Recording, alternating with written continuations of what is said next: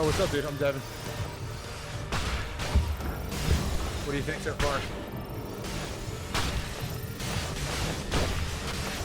Well, you can tell me I'm the lead dev. Hey everybody, it looks like there's a new PvP VR Melee game out. And while it shares some similarities with Iron Lights, it's definitely set out to do its own thing. The game in question is called Swords of Gurrah, with the biggest difference from Iron Lights being in that it's more like Pavlov actually, where you have lobbies with up to 20 people in varying game modes on various maps. It's less about 1v1 domination and more about community multiplayer fun.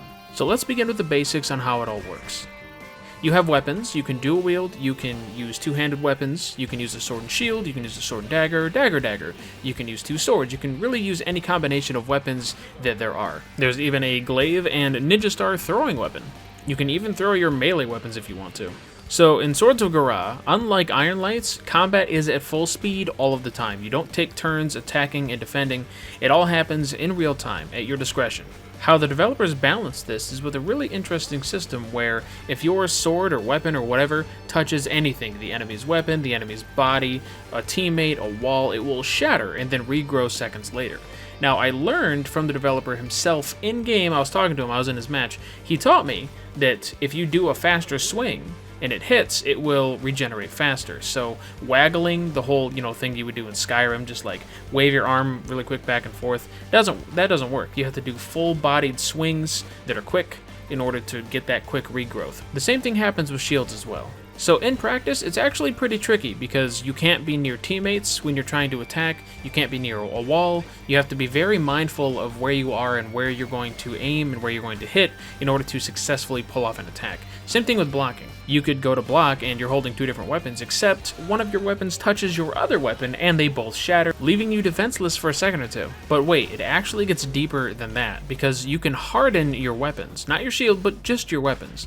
This takes about a half second to do, but once it's hardened, you can use your new hardened blade to attack the other person's weapons, allowing them to become shattered and giving you the opportunity to unharden real quick, which takes about another half second, and then bam, hit them with an attack.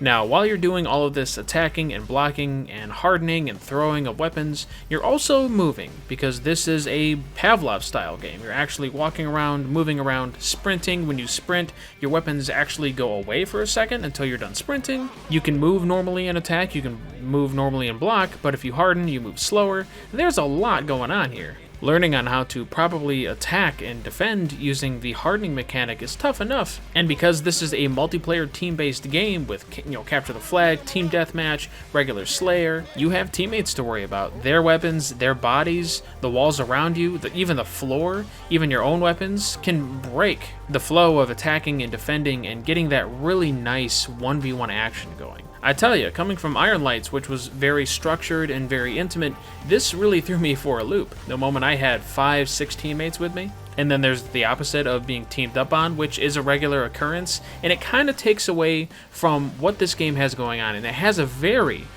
good combat system. The nuance is there, the skill ceiling is there. It's just hard to learn and grow as a player when almost everything around you is taking you out of the moment. And to be fair, I could live with the fact that if I lower my weapon too close to the ground, it'll shatter, or if I touch my own weapon with my other weapon, it'll shatter. I can live with all of that if there was a 1v1 tournament style mode, or even just a 1v1 elimination mode, something like that, something closer to Iron Lights, where I can just have that 1 versus 1 personal intimate test of skill against one other player with no interruptions from a teammate or another opposing player, and that would make me happy, and then I would have no problem with the rest of the game, which is, like I said, very team-based. Going into a lobby and there's 10 people just whamming on each other before the actual match starts, and it's fun. It's just kind of a mindless, hectic fun. I'm just personally hoping that they tweak the game so that either other players or the walls and floor don't allow the swords and weapons to shatter. One or the other, because that would be a little bit more manageable. As for movement, as I mentioned before, it's pretty good. The only issue I have is with sprinting. Sometimes it likes to just stop sprinting, even though I'm definitely looking forward, I'm definitely doing everything I need to, I'm holding down the button, and it'll just stop, and I'll have to redo it, and it allows me to not effectively chase opponents, and that kind of stinks. What's cool about the weapons, though, is that unlike Iron Lights, everything moves fully 1-to-1 ratio in terms of speed, in terms of reach. Like, if you can move your arm that fast, that is how fast that sword, dagger, or two-handed axe is going to move. The devs here with Gurrah are doing something different, doing something unique, and I appreciate that. It works. You know what else works? The visuals. They're clean, they're crisp, there's a lot of personality to them already. It's not Half-Life Alyx, I mean, what is going to be these days, but it's on par, I'd say, with Blade and Sorcery and Boneworks. Now, if standing out is your thing, then you will not be disappointed because you have the ability to customize your helmet, your chest pieces, your skirt, your shoulder pieces, as well as the various colors that you can dye them. So it's fun to just activate the mirror in the main lobby and just kind of spend a lot of time making yourself look cool. Now, while I do like the current game modes that are in, and I do want the 1v1 modes eventually, I don't like the current lack of control and options that being a host would usually entail. And I hear that stuff like that is coming in future patches. That is a total given, and that is just a temporary thing. Totally get that. And then even when you're not the host, when you're in a match, actually in a match, in a mode, playing and trying to play the objective, I couldn't find a way to actually check the score of the opponents in my team and how many flags we captured or how many kills I had or deaths. I couldn't find it. Maybe I might have forgotten to press one button on my Vive Wands, but I don't think I did. And at the very end I could see my stats, but during the match it was impossible to tell until I saw the big red sign that said defeat, and I was like, well, okay.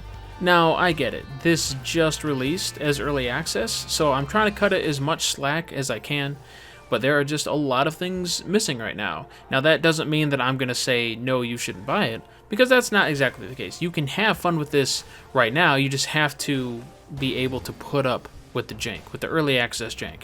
For example, of the EA jank, it's pretty difficult to tell when your sword has reformed if you're not looking at it, because you have to go by the vibrations in your controller, and once the vibrations are done, then that means it's completely reformed. But as you're swinging it, and even as you're trying to hit the opponent, it's pretty difficult to tell when you've actually successfully done damage or how much damage you've done. I can't even tell how much health the enemy has. I just have to keep hitting them and hoping that they fall at my feet before I fall at theirs. If I'm sounding overly critical, I'm not meaning to be. I just maybe had my expectations a little bit higher. I'm sure even in as short as a few months' time, this game will see a lot of quality of life improvements and additions that the game could definitely use. Fortunately, what we have now in terms of graphics and gameplay is really up there. It's really nicely polished. I mean, sure, there could probably be a couple of things improved upon, but it's a very good start. Good enough that I would rate this game a 7 out of 10. And in order for a higher score, I would like to see things like a tutorial system, better notifications for doing damage, as well as your own health, tweaks to the combat system so that your weapon doesn't break on every little thing, improvements to the lobby system, more host controls like kicking other players who are being rowdy or too loud or what have you, a way to pass the party leader onto somebody else, 1v1 modes for sure, maybe even matchmaking and a ranking system, oh lord yes. We currently have throwing weapons, yes, but I would love to see actual bow support with some drawbacks because that could be pretty powerful. Maybe even some special powers like partial invisibility, increased movement speed, or even some crowd control in the way of slows or stuns. And that pretty much sums up the things that I think would improve this game and increase the overall rating. So let me know in the comments down below what you think of Swords of Gurrah and how it compares to Iron Lights. I'd love to hear your thoughts. If you enjoyed this review, make sure you hit that like button, subscribe for more reviews like this, and hit that notification bell. Thank you for watching, and I will catch you next time.